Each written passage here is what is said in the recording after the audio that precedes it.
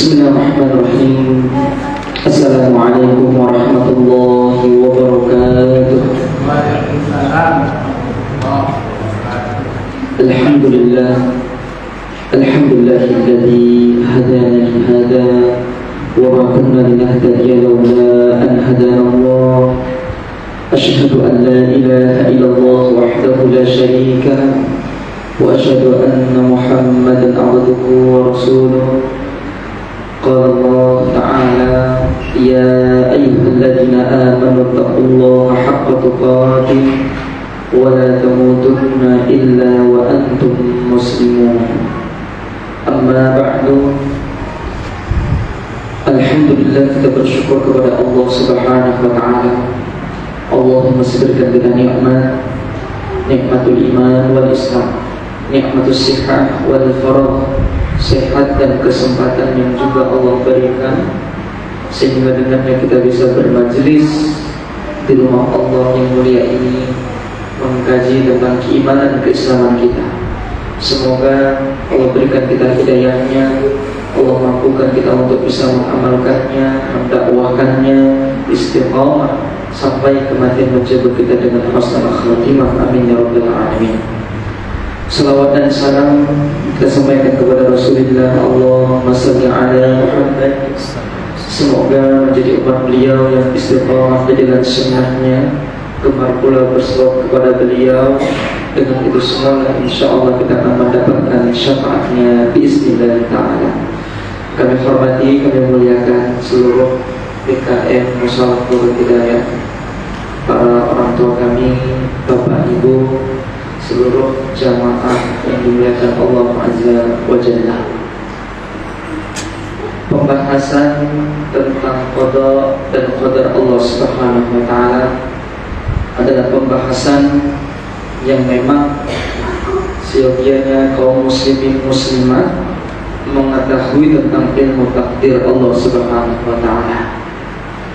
Oleh karena berbicara tentang takdir ini, Allah sebutkan dalam Quran, Rasulullah SAW sebutkan dalam hadis-hadisnya yang sahih. Bahkan tentang takdir ini merupakan rukun di antara rukun iman yang benar. Sehingga seorang yang tidak meyakini tentang takdir, maka imannya tidak sempurna. Disitulah makna rukun itu. Ketika tidak didapati itu rukun, maka batallah, tidak sempurna, tidak sah apa yang dia sedang amalkan.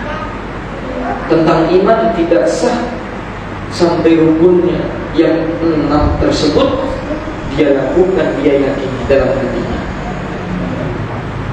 Inilah rukun iman yang benar.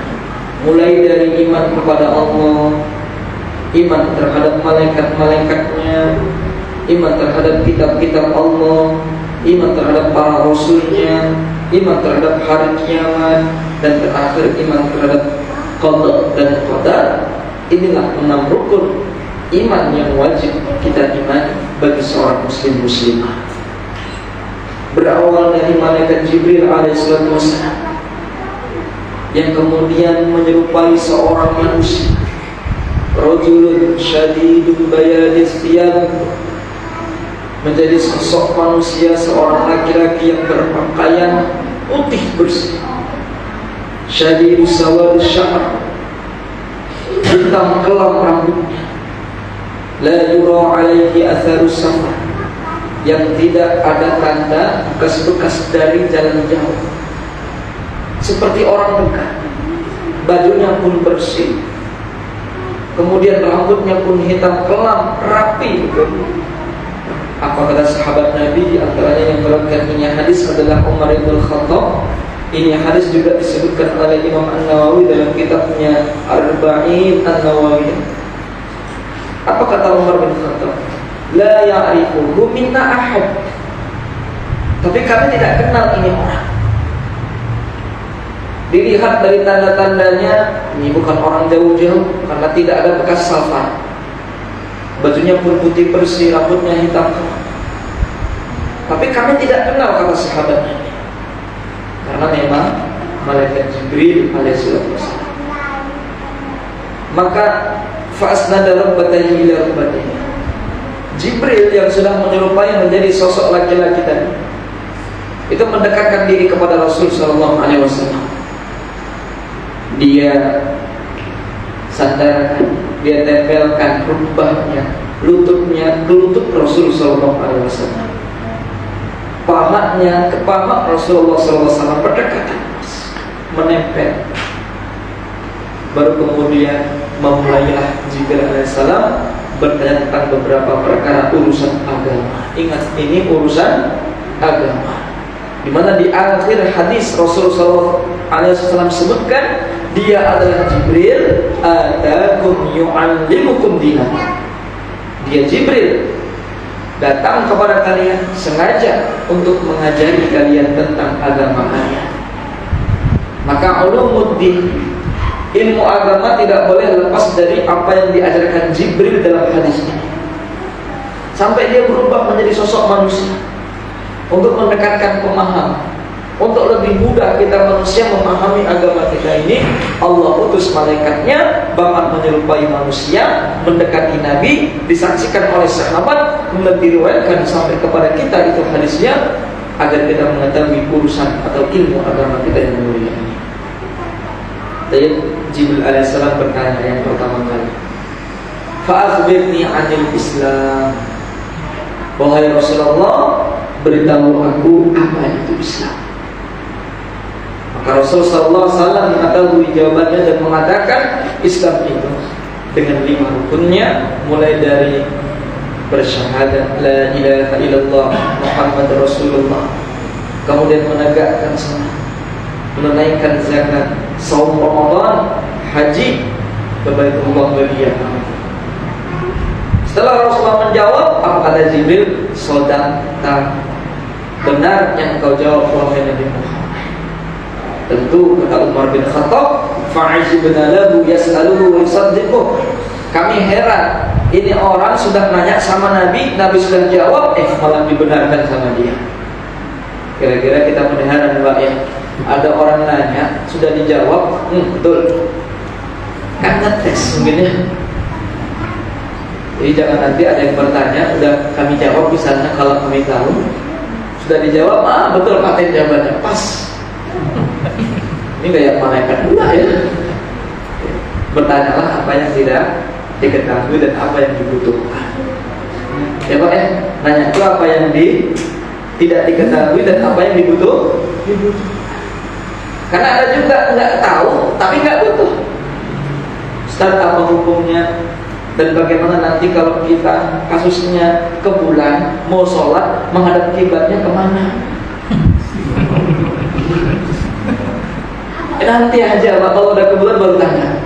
Ya, belum ke bulan jangan. Akan ada itu fatwa nanti insya Allah kalau ada yang sampai di sana. Jangan dilakukan Allah Azza wa Jalla. Nah, malaikat Jibril ketika dia mendapat jawaban dari Nabi, beliau mengatakan benar engkau walaupun terheran-heran ini sahabat. Beliau melanjutkan pertanyaan yang kedua, fa'akhbirni 'anil iman. Beritahu aku apa itu iman. Maka Allah menjawab dengan 6 rukun iman tadi. Kau beriman kepada Allah, beriman kepada malaikat, kitab-kitabnya, para rasulnya, hari akhir, ya. Kemudian kau beriman bil qadari khairihi wa syarrihi. Engkau beriman kepada takdir, tentang takdirnya Allah, baik yang khair yang kita anggap baik maupun syar, takdir yang Allah berikan kepada kita yang kita anggap buruk. Ini rukun iman yang lagi-lagi Jibril mengatakan shadaqta, betul kau Muhammad. Yang ketiga, Jibril menanyakan tentang al-ihsan. Beritahu aku hai Rasul apa itu ihsan, yang secara bahasa maknanya kebaikan, perbuatan yang baik.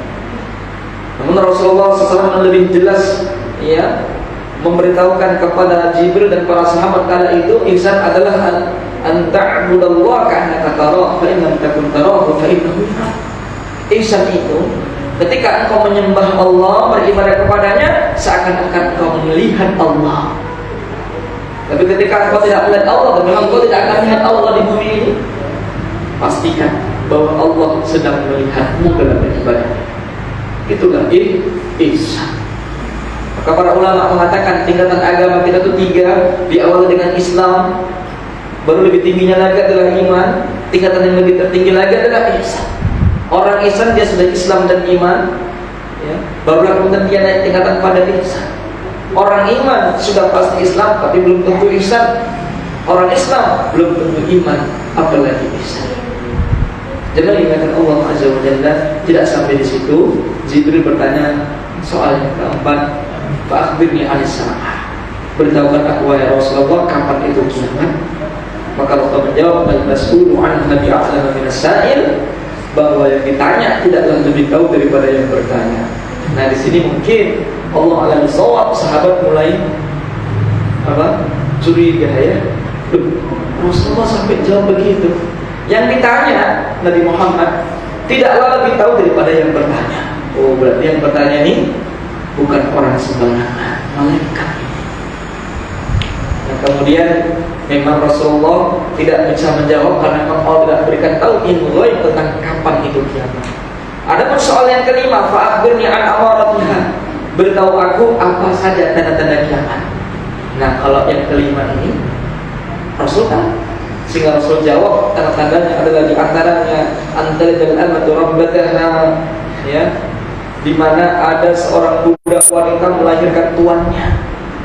Kemudian engkau akan lihat nantinya ada orang bahkan tidak bersandar penggembala kambing, yatawaduna fil dunya, berlomba-lomba meninggikan bangunan. Itulah tanda-tanda hari kiamat. Rasul tahu tanda-tandanya, Rasul tidak tahu kapan hari kiamat. Nah, setelah itu Jibril pun pergi. Setelah pergi, ya, beberapa saat kemudian Rasulullah bertanya kepada sahabat, ya, kata dulu nama Israel. Tahukah kalian siapa tadi yang bertanya tadi? Allah dan Rasul yang lebih tahu sebenarnya. Maka Rasul mengatakan, fa innahu Jibril atani alimukum dinakum. Ketahuilah dia adalah Jibril yang datang kepada kalian untuk mengajarkan agama kalian. Maka pelajaran agama ulumuddin, agama Islam kita ini tidak lepas dari 5 tentang Islam, iman, kemudian tentang ihsan, kemudian tentang hari kiamat dan tanda-tandanya. Nah, jangan dengan Allah Azza wa Jalla, maka berbicara tentang takdir ini adalah berbicara tentang urusan agama kita, tentang ilmu agama yang wajib diketahui. Namun tentu tidak diperbolehkan untuk kita kemudian berlebih-lebihan di dalam membahas takdir ini. Nah, ini saya khawatir ketika ada yang meminta request tentang judul tema kita ini, ya, kemudian ingin memperdalami lebih dalam dan dalam lagi tentang takdir dan atau qada dan qadar ini. Nah, jamaah dimuliakan Allah Azza wa Jalla, apa sebab? Karena pernah Nabi Sallallahu Alaihi Wasallam itu keluar menemui para sahabat radhiyallahu anhum. Nah, sahabat pernah berdebat, diskusi, ya, tentang takdir Allah Subhanahu Wa Taala ini. Ya, melihat itu memerahlah wajah Rasul Sallallahu Alaihi Wasallam, dan bahkan ya seolah-olah wajah beliau yang memerah tadi itu bagaikan biji delima yang terbelah di keningnya.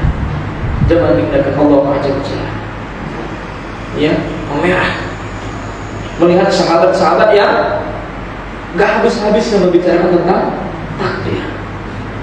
Nah, istilah Rasul Sallallahu Alaihi Wasallam dengan bersabda, "Abi hada umirtu." Apakah dengan seperti ini kalian diperintahkan? Apakah kalian diperintahkan untuk memperdebatkan soal takdir? Kecaman Rasul Sallallahu Alaihi Wasallam. Belum melanjutkan, "Abi hada ursiltu ilaikum." Apakah dengan perkara untuk mendebatkan soal takdir aku diutus? Apakah karena ini aku diutus? Ini lagi-lagi ditanyakan oleh Rasul kepada sahabat sebagai ya bentuk penyangkalan beliau terhadap apa yang dilakukan para sahabat. Innama ahlaka man kana qablakum. Ingat, karena sungguh orang sebelum kalian itu ada yang diazab, dibinasakan hina tanaza'u fi halal. Karena tatkala mereka senantiasa tanazu', berselisih pendapat, berdebat tentang takdir Allah Subhanahu wa taala. Ya, ada kaum yang dibinasakan karena apa? Takdir jemaah. Memperdebatkan soal takdir. Kemudian kata Rasulullah SAW, "Azamtu 'alaikum alla tanaza'u fi." Oleh karena itu saya bertekad kuat untuk meminta kalian dengan sangat, jangan kalian berselisih, jangan kalian berdebat tentang takdir ini. Ini pesan Rasul Sallallahu Alaihi Wasallam, dan ini ya disebutkan ya hadisnya di dalam kitab para ulama kita, di antaranya adalah Imam Abu Dawud, ya, Al-Hakim, Imam Ahmad, dan yang lainnya sebagainya. Ya, dalam riwayat yang lain bahkan disebutkan la tujalisu ahlul qadar wa la tufatihuhum. Jangan kalian bergaul dengan orang yang suka membicarakan takdir, dan jangan membuka pembicaraan dengan mereka. Jangan suka duduk-duduk bermajelis mendiskusikan, mendebatkan tentang takdir, atau jangan mulai untuk membuka tentang takdir. Jangan juga berkecil hati, saya pula yang kemudian meminta request judul takdir.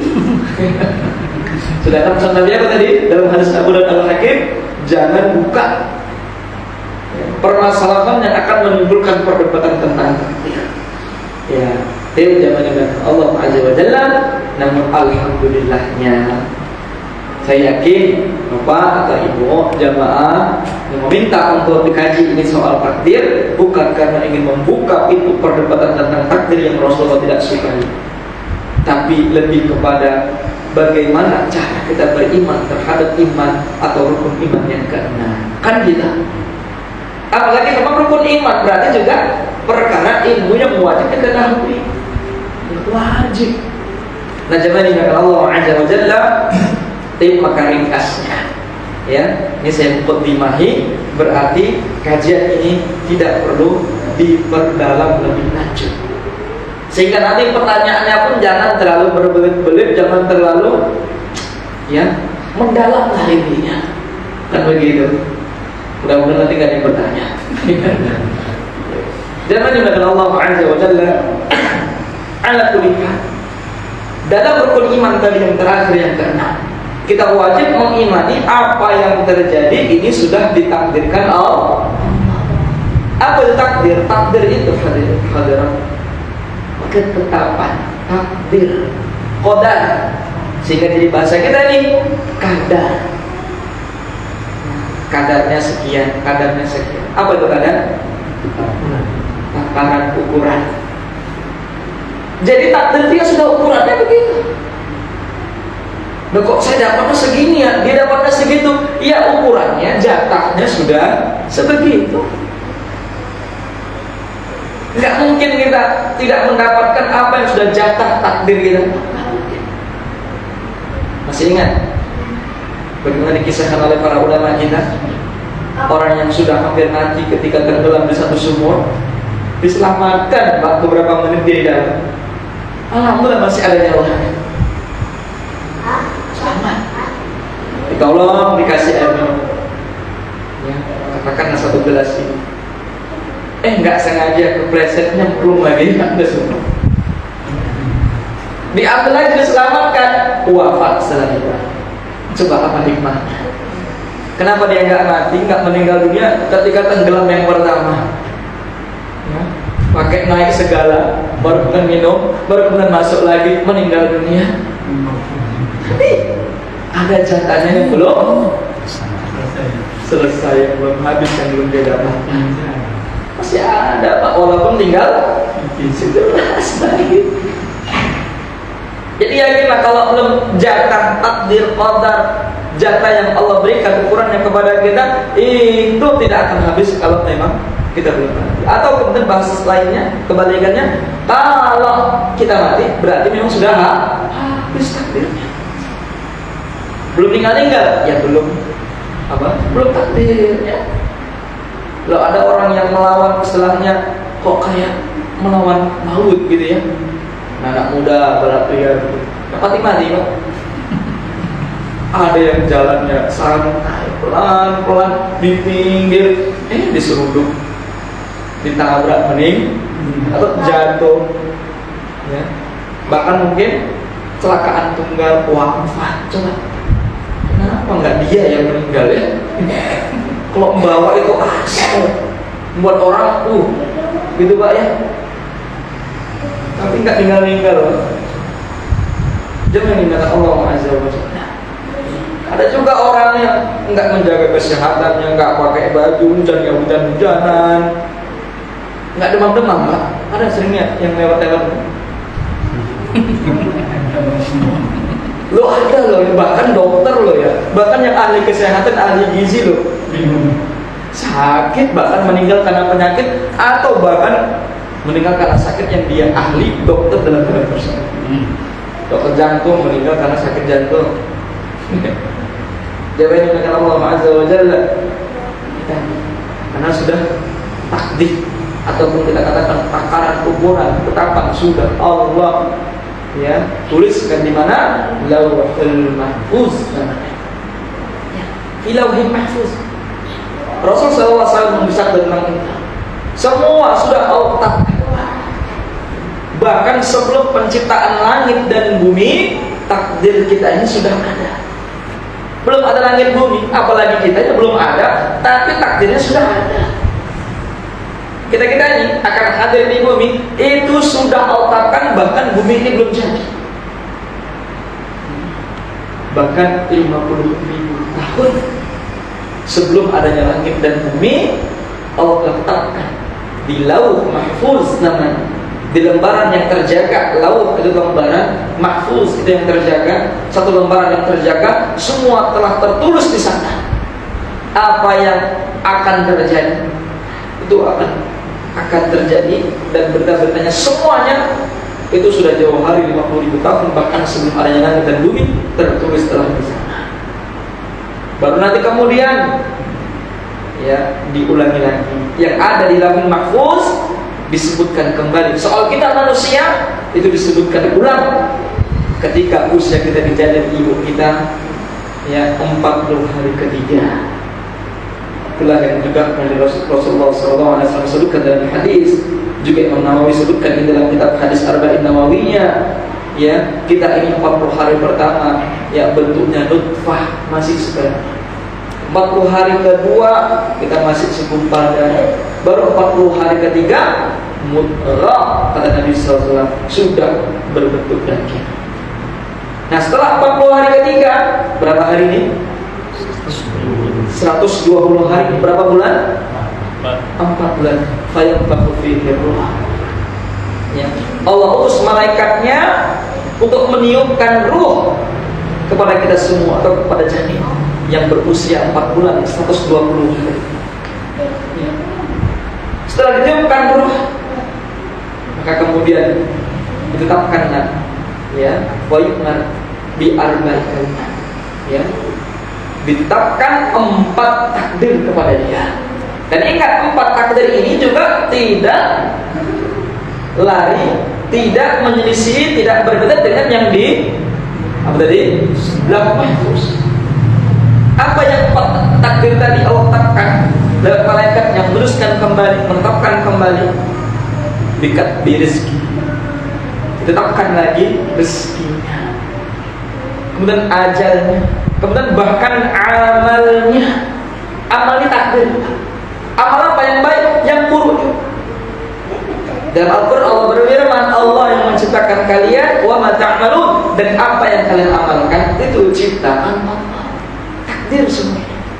Rezeki, ajal, amal, kemudian syaqiyun aw sa'idun, nasib ya buruk atau sebaliknya sa'id, nasib yang senang.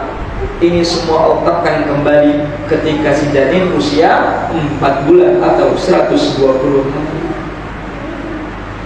Jadi anak janin yang di usia kandungan ibunya di bawah 4 bulan, di bawah 120 hari, itu belum ada ruhnya. Tapi kalau fisik sudah lengkap, sudah Bapak ya? Beberapa bulan kan sudah ada ya? 6 bulan. 4 bulan belum ada tangan gitu belum? Gimana nih yang di mobil? Jangan ingatkan Allah Azza wa Jalla. Nanti ada kata tentang fikih wanita kalau keguguran itu terkait nanti hukumnya nifas atau tidak nifas. Ya, saya pernah menjawab tentang itu, dimana ketika seorang wanita itu keguguran, ya dimana kegugurannya itu sudah berbentuk manusia, maka itu nifas. Tapi kalau belum berbentuk, maka dia tidak dikategorikan nifas. Maka kalau bukan hari biasa haidnya, dianggap istihadah, dan istihadah itu wajib sholat, wajib puasa. Nah, zaman ingat Allah Azza wa Jalla. Kembali ke takdir tadi. Ya, lauh mahfuz. Kemudian ketika usia 4 bulan, 4 takdir tadi telah ditetapkan. Enggak akan berbeda dengan apa yang kita alami saat sudah lahir di dunia. Maka nanti yang ketiga, bentuk takdir, macam takdir yang ketiga, ini Allah ulangi lagi bahkan setiap tahunnya menurut sebagai pelajaran. Sesuai dengan ayat Inna anzalnahu fi lailatul qadar. Sesungguhnya kami, kata Allah, ya, telah turunkan Al-Quran di malam Lailatul Qadar. Malam Al-Qadar. Kalau sebagian ulama mengatakan Lailah malam Al-Qadar, malam apa Al-Qadar ini? Ada apa dengan Qadar? Oleh para ulama itu sebagian mengatakan adalah karena di malam itu Allah sebut kembali takdir hambanya selama setahun. Maka disebut dengan takdir sanawi. Takdir per tahun disebutkan setiap malam Lailatul Qadar. Dan ingat, takdir yang ketiga ini di malam Lailatul Qadar ini tidak menyelisihi apa yang ada di janin, ya, atau kemudian apa yang ada di dalam mahfuz, tidak mungkin berbeda. Nah, baru kemudian yang keempat, bahkan takdir itu disebutkan setiap malam, setiap tahun. Berdalil dengan satu ayat dalam Quran surah Ar-Rahman, ya, Allah berfirman, "Kulla yawmin huwa fi sya'an." Setiap hari Allah itu dalam kesibukan. Setiap hari Allah dalam kesibukan. Para ulama menjelaskan, ya kulla yawm, setiap harinya itu kesibukannya adalah perbuatan Allah Azza wa Jalla adalah menyampaikan kembali takdir para hambanya. Nah, di sanalah kalau digabungkan dengan ayat-ayat dan hadis-hadis berbicara tentang jin yang kemudian ingin mencuri-curi kabar di langit, itu terjadi jamaah. Hadisnya ada. Dia sudah mendengar apa yang belum kejadian. Dengar apa? Takdir yang disampaikan setiap hari. Walaupun nanti ada rujuman lisyayatin, ada bintang yang kemudian dijadikan pembawa yang memanah menembaki para jin yang mencuri-curi kabar langit. Curi-curi kabar langit itu, ya, dalam pendapat para ulama adalah ketika penyampaian takdir setiap hari. Jadi takdir itu Allah. Dan semua tidak menyelisihi, tidak berbeda dengan apa yang ada di Lauh Mahfuz. Ya. Dan kalau ada kalimat atau hadis yang seakan tidak bisa menyelisih atau berbeda takdir atau berubah takdir, sebagaimana tentang hadis doa. Nah, ini mulai masuk ini kajiannya tentang jangan terlalu mendalami ilmu hal takdir. Rasulullah nggak suka tadi kita sebutkan asal riwayatnya. Rasul SAW pernah bersabda, la yaradul qada illa doa. Tidak ada yang bisa menolak takdir kecuali doa. Saya ulangi, tidak ada yang bisa merubah takdir kecuali doa. Maknanya apa? Bahwa doa seakan bisa merubah takdir. Padahal takdir tidak akan bisa berubah. Ajalnya, amalnya, rezekinya, syaqiyun aw sa'idun, semua udah ditetapkan. Dan jadi makanya apa dong? Dan istilah para ulama kita, ulama terdahulu sampai ulama kontemporer ke belakang, ya, mereka semua menjelaskan, mayoritas menjelaskan. Maknanya apa? Bahwa secara praktek tidak bisa berubah takdir. Tapi dalam pandangan kita ini seakan merubah takdir. Ada yang bisa ulangi? Secara keyakinan yang ada di Lauh Mahfuz atau yang sudah disampaikan di alam rahim ibu kita ketika kita masih menjadi seorang janin, ya, yang 4 takdir tadi telah ditentukan ketika penikmat rohani, tidak ada yang berubah. Tapi secara pemahaman, pemikiran, penglihatan kita, analisa kita, penghayatan kita, perkiraan kita, dugaan kita, alhamdulillah, dulu nasibku begini, sekarang nasibku begini. Kenapa? Berkat aku berdoa, aku berusaha, berubahlah nasibku. Seakan apa? Doa merubah takdir, padahal tidak berubah takdir itu. Loh, kalau itu nggak usah berdoa dong, juga salah. Kenapa salahnya? Satu, Nabi mengecam orang yang tidak mau doa dengan hadisnya bahwa Allah Subhanahu wa taala murka. Ya. Allah murka, Allah marah, tidak suka, tidak senang siapa hambanya yang tidak mau berdoa. Man lam yas'alillah yaghdab anhu. Siapa yang tidak mau memohon berdoa pada Allah, justru Allah tidak suka, marah, murka kepada. Dalam sebuah hadis yang lain, bahkan mintalah kepada Allah walaupun itu garam, mintalah kepada Allah walaupun itu tali sendalmu. Nah, pernah Bapak minta tali sendal sama Allah? Lah kalau putus kan minta kemana? Lari ke toko, sudah selesai. Apa yang pernah minta, ya Allah, tali sendalku lepas ya Allah, putus ya Allah. Lagi garam kan? Ya Bapak pernah minta, ya Allah kasih aku garam hari ini, ya Allah kasih aku beras hari ini untuk bisa makan, ya Allah kasih aku sarapan ya Allah. Boleh jadi besok kita sarapan tanpa kita minta, dan kita sayang Allah sama kita. Yang kita nggak minta aja Allah kan. Jadi dimakan Allah Azza wa Jalla. Jadi intinya tetaplah berdoa. Doa itu mufhum ibadah. Bahkan doa ini otaknya, intinya ibadah. Dan tidak boleh kita selewengkan, kita alihkan kepada selain Allah. Harus kepada Allah, dan itu memang adalah ibadah. Rasulullah senantiasa berdoa, dan Rasulullah senantiasa memperbanyak doa. Di antaranya apa? Rabbana atina fid dunya hasanah wa fil akhirati hasanah wa qina adzabannar. Riwayat Anas bin Malik. Yang doa ini pun ada dalam Al-Qur'an Al-Karim surah Al-Baqarah ayat yang kedua tersebut.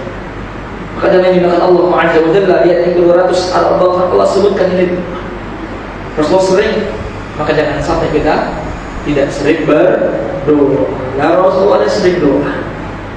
Nah, jangan dimakan Allah Azza wa Jalla, ada orang sakit berdoa minta sembuh. Ini sunnah, dianjurkan.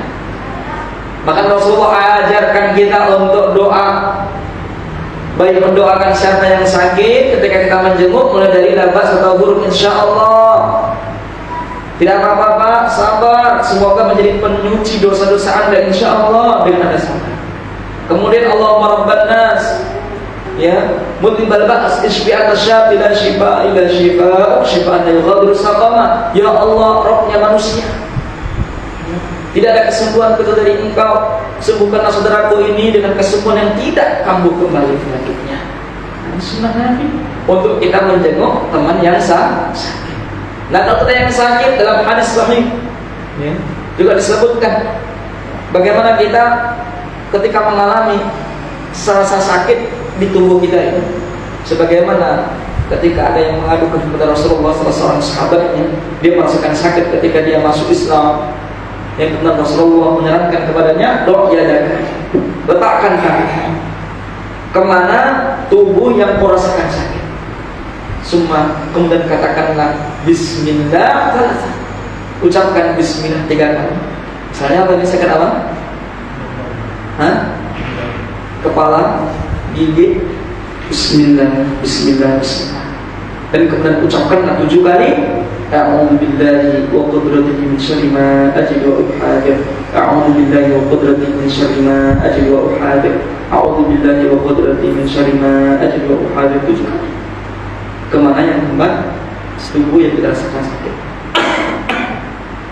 Tapi tidak dianjurkan kalau yang sakit itu dompetnya ya.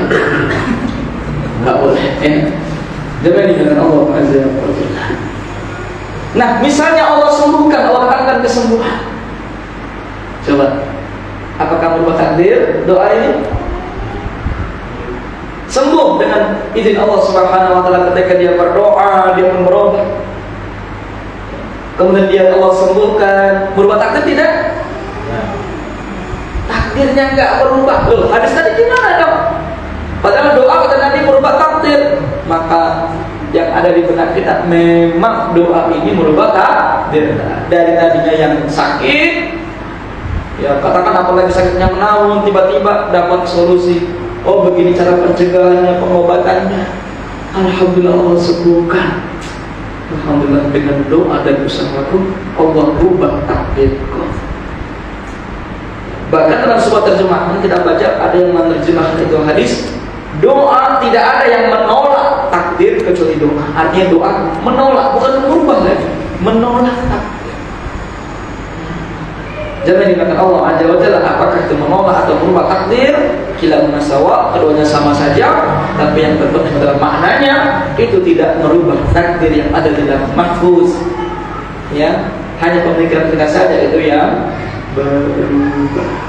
Allah a'lam bishawab. Nah, ketika ada ulama yang mengatakan betul-betul berubah dengan izin Allah, maka pendapat yang kedua juga tidak disalahkan. Kenapa? Allah ya itu Syahidun Qadir. Allah Maha Kuasa apapun itu. Qadir itu kuat, ya qadar juga. Ujung-ujungnya ini makna takdir. Segala sesuatu Allah itu Qadir. Innaka 'ala kulli syai'in qadir. Sesungguhnya Engkau ya Allah Maha Qadir, Maha Qudrah, Maha Kuasa, kuat. Dengan takdir-takdir yang ada, Engkau Maha Kuasa ya Allah untuk membuat yang lebih baik bagi kami. Jadi ya, boleh jadi pendapat yang kedua ini juga dibenarkan. Memang betul-betul berubah takdir yang ada di dalam mahfuz misalnya dengan izin Allah Subhanahu wa taala. Nah, alhamdulillah pendapat yang pertama ini benar dipakai oleh para ulama ya, tanpa mengajak kita untuk bermalas-malasan berdoa. Jangan sampai, tetap kita berdoa. Kenapa? Dalam sebuah hadis masing-masing akan dimudahkan dengan apa yang dia biasa lakukan ya. Kalau kemudian kita berharap takdir kita ini baik, ya beramal saleh untuk kemudian mendapatkan surganya Allah. Jangan hanya karena dengan dia memahami takdir sudah ditentukan, bahkan surga neraka telah ditentukan siapa penghuni-penghuninya. Akhirnya dia apa? Sudahlah, kalaupun penghuni neraka apa mau dibunuh. Kalau akhirnya rajin ibadah, kalau takdirnya penghuni neraka, ya nanti ujung-ujungnya suruh khatimah masuk neraka. Mending dari sekarang aku nggak ibadah. La haula wala quwwata illa billah. Demi kata Allah Azza wa Jalla. Bisa sana kemudian Rasulullah menjelaskan satu ayat yang Allah firmankan ya tentang orang yang man aqta wa taqa, siapa yang memberikan sedekah dan dia bertakwa kepada Allah, wa saddaqa bil husna, dia benarkan tentang pahala kebaikan di akhirat, berbasurlah ya, fasanuyassiruhu lil yusra. Kami kata Allah akan mudahkan dia untuk mendapatkan surga itu. Syaratnya apa tadi? Dia mengamalkan amal-amal kebaikan, amal saleh, ketaatan, kewajiban dan sunnah Nabi-Nya, Allah mudah. Tapi siapa yang sebaliknya? Ya, wa amman bakhila wastaghna, dia bakhil, wa kadzdzaba bil husna, dia dustakan ada pahala kebaikan nanti di akhirat berupa surga, dia enggak percaya itu. Akhirnya Allah katakan apa? Fasanuyassiruhu lil usra. Justru kami mudahkan dia untuk mendapatkan kesusahan di akhirat. Dia Allah arahkan ke neraka. Nah, dari ayat ini Rasulullah bersabda, masing-masing kalian dimudahkan untuk apa yang dia usahakan. Kalau siapa yang mau berusaha ke dalam akhirat, ke dalam surga, Allah mudahkan ke sana. Tapi siapa yang berjalan di dunia ini untuk kemudian menuju neraka, Allah juga mudahkan dari neraka. Alhamdulillah. Jadi jangan sampai ada yang beralasan dengan tahu. Sebagaimana seorang yang benar mau dieksekusi, hukum potong tangan sebab mencuri oleh Umar bin Khattab radhiyallahu anhu dan pensulitan di berdalil mengkambing hitamkan takdir Allah. Wahai Umar, ya, saya mencuri ini kan takdir Allah. Kenapa saya dihukum? Ya. Kalau udah takdir Allah ya sudah, jangan main hukum gini Pak. Takdir Allah kan. Yang kemudian aku akhirnya mencuri kan takdir Allah. Udah ada di lauh mahfuz kalau saya mencuri hari ini, ya sudah. Kan begitu. Maka kata Umar bin Khattab, ya, saya memotong tanganku juga takdir Allah. Ya, jadi jangan pakai alasan takdir Allah tidak bohong. Kita mengkambing hitamkan, ya, menyalah-nyalahkan dengan alasan takdir ketika bermaksiat ini dilarang. Nah, tapi kalau amal kebaikan dengan takdir Allah, ada yang terbaik. Dan apapun itu, apalagi musibah. Makanya Rasulullah SAW katakan, ketika terjadi sesuatu, ya, pesan Nabi SAW katakan apa? Qadarullah wa masya fa'al. Ya, ini telah ditakdirkan Allah dan apa yang Allah kehendaki akan terjadi. Jangan kita katakan, dan Rasulullah mengatakan, jangan kalian buka pintu setan. Apa itu? Kalian mengatakan, ya Allah, kalau aku lakukan begini, pasti kejadiannya akan begini-begini, nggak kayak begitu. Kata Rasulullah, jangan pakai lau ini. Fa'inna lau, karena perkataan lau sekiranya seandainya yang telah terjadi, ini biasanya membuka pintu setan. Apa dia pintu setannya? Tidak menerima takdir Allah. Coba nggak berangkat tadi, wah nggak kecelakaan. Ya. Apalagi sampai coba nggak menikah denganmu. Kadang-kadang ada begitu Pak. Ketika sudah jengkel marah, perang besar di rumah, kadang boleh jadi terucap gitu kan, menyalahkan takdir. Ya Allah, atur aku nikah sama si dia loh. Dijodohkan pula Allah menjodohkan saya untuk dapat dengan akhirnya begini kejadiannya. Innalillah. Ini membuka pintu. Walaupun apapun yang kita hadapi, kita rasakan musibah sekalipun itu, ingat itu takdir. Ya. Allah berfirman di dalam Quran surah At-Taghabun ayat yang ke-11. A'udzu billahi minasyaitonir rajim. Ma asaba min musibatin, yang tidaklah terjadi sesuatu musibah illa bi'idznillah, kecuali dengan izin Allah. Dan ingat ayat berikutnya, wa man lam yu'min wa man yu'min billahi yahdi qalbah. Siapa yang tak beriman kepada Allah, Allah akan berikan petunjuk di hatinya. Imam Al-Qamah rahimahullah katakan tentang ayat ini. Apa maksudnya? Seketika Allah telah menjelaskan bahwa musibah ini tidak terjadi kecuali izin Allah. Lalu Allah katakan siapa yang tak beriman, Allah tunjuki hatinya. Ini adalah memang tentang orang yang diberikan musibah, tapi hatinya tetap mengatakan ini takdir Allah. Dan kemudian dia ridha menerima takdir. Inilah maksudnya apa maksudnya di At-Taghabun ayat yang ke-11, ya, bahwa Allah akan tunjukin terus hatinya. Allah berikan hidayah kepada hatinya. Allah ridha kepada dia. Kenapa? Dia yakin takdir Allah. Mau bilang apa? Allah nggak mungkin zalim kepada hamba. Kalau Allah berikan ujian, pasti bisa ada hikmah. Dan memang untuk menguji iman, apakah aku berhasil untuk menghadapi ujian ini ataukah tidak, semata-mata untuk mengangkat derajat kita di mata Allah Subhanahu wa ta'ala. Jadi sudah masuk? Sudah masuk Isya. Mudah-mudahan sekelumit tentang takdir ini, ya, kita dapat memahami. Yang jelas kita wajib mengimani takdir Allah, baik yang kita anggap itu baik atau yang kita anggap itu buruk, semua adalah takdir Allah. Kemudian kita yakin Allah tidak mungkin zalim sama kita. La yukallifullahu nafsan illa wus'aha. Pasti kalau Allah bebankan kita dianggap Allah mampu. Ya, jangan sampai kita ingin menyudahi diri, bunuh diri dan seterusnya, murtad kafir kepada Allah juga. Na'udzubillah, jangan sampai. Ya, dan perkara takdir kita berada di pertengahan, tidak sebagaimana majusi hajil ummah. Majusinya umat ini kata Rasulullah adalah orang-orang Qadariyah yang mengatakan enggak ada takdir Allah itu, kita sendiri yang bertindak.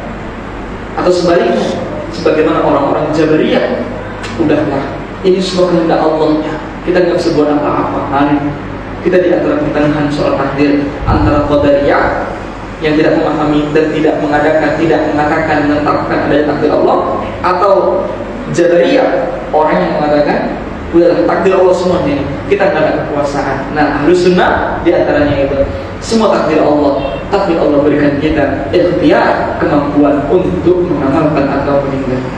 Semoga bermanfaat sedikit ya yang sampaikan ini, mudah-mudahan bermanfaat bagi kita ya. Segala kekurangan mohon dimaafkan. Wassalamualaikum warahmatullahi wabarakatuh.